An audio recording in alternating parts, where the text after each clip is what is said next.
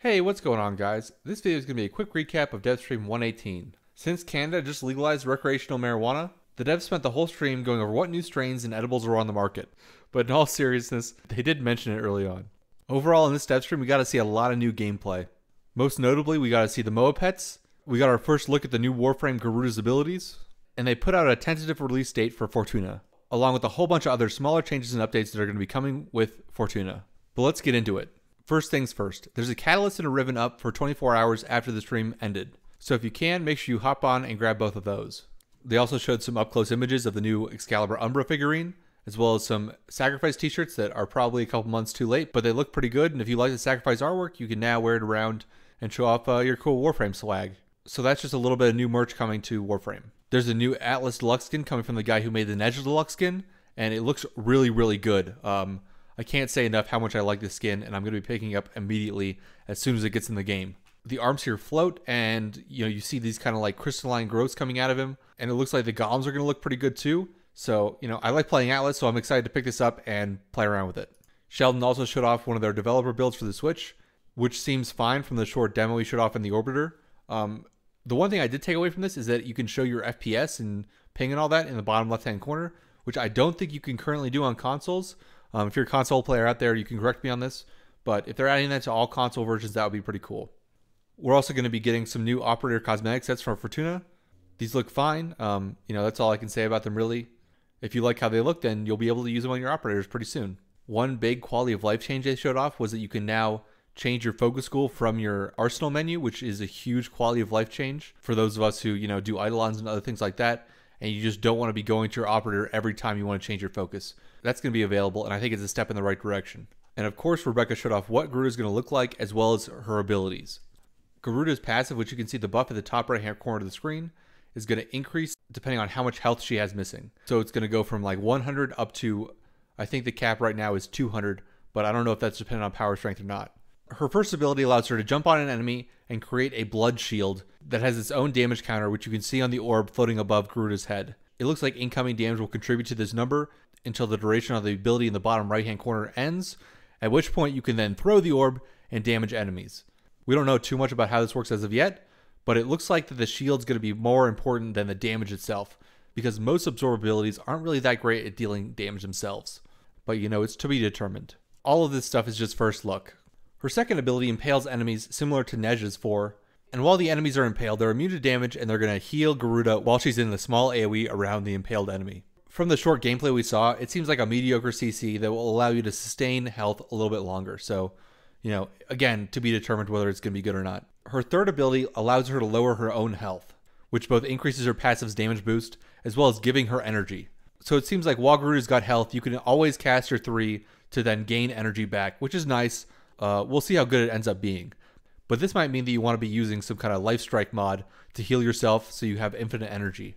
And as for her 4, it basically just creates a vortex of blades around you, which seems okay, I guess. It does look like it's going to vacuum some enemies into it, and you'll be able to sustain your shield from your 1 while your 4 is active. But, depending on the damage here, I don't necessarily see this being an amazing ability, just because it doesn't have a very large range. But again, we'll see what the final version is. And coming with Garuda, we're also going to get a crossbow. Overall, as a Warframe, she seems okay. I'm not super excited yet, but I could be completely wrong, and she could be amazing on launch. Also, am I the only one who thinks that she's got like some kind of Majin symbol on her head?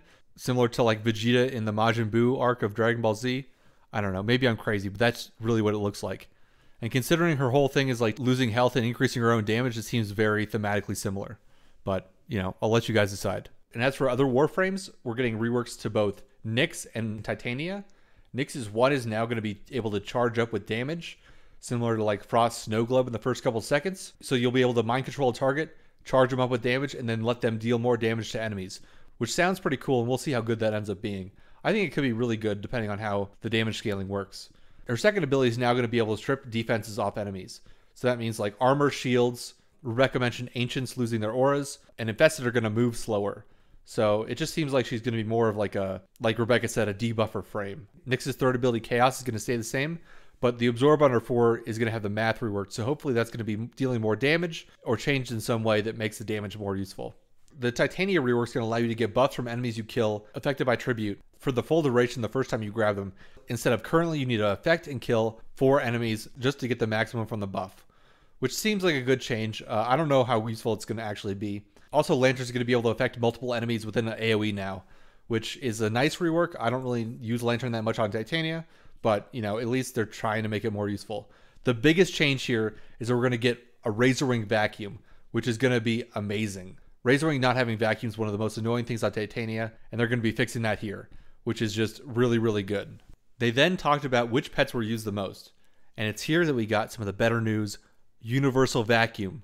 It's going to be a different mod for the beast type enemies called Fetch, but it's going to have the same effect that Vacuum has for Sentinels. In addition to the Vacuum mod being used for robotics as well, so the Moa pets will have access to Vacuum. I don't know what took them so long to put this in the game, but at this point, I'm just happy that it's there. We also got to look at how to build Moa pets. So from what Sheldon mentioned, the heads are going to determine the precept, and then I guess the bodies will add different kind of stats, just like Zaw's, where the strike is the main damage dealer, and then the link and the grip will add other stats to the weapon.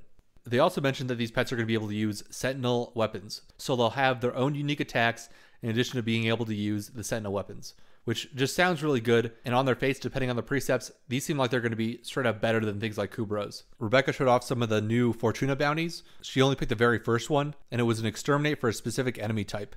And it looks like you can go anywhere on the map and then kill this enemy type, and it'll count towards the bounty.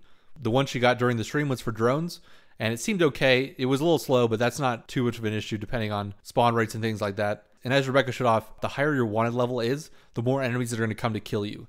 So you can just sit in one area, get a high wanted level, and keep killing enemies until the bounty resets. The most important thing here is that we're going to have bounties inside the map, which they've mentioned a few times before, but this is the first time we're really seeing it in action.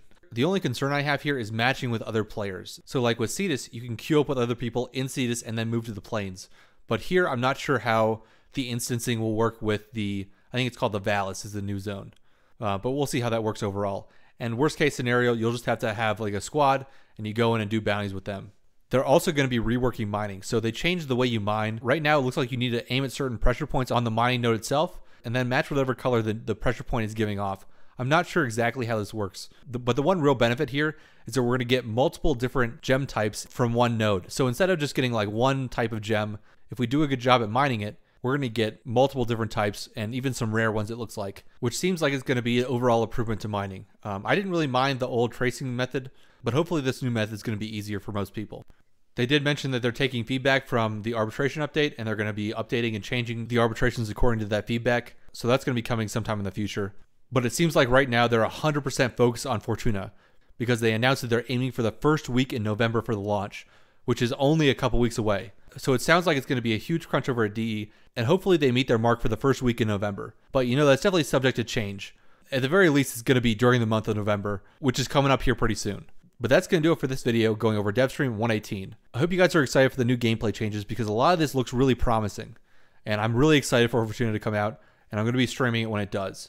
If you did find this video helpful, I'd appreciate it if you leave a like, and make sure you hit that subscribe button for future content like this. I hope you all have a good one, and I'll see you later. There he is, little guy. Yeah.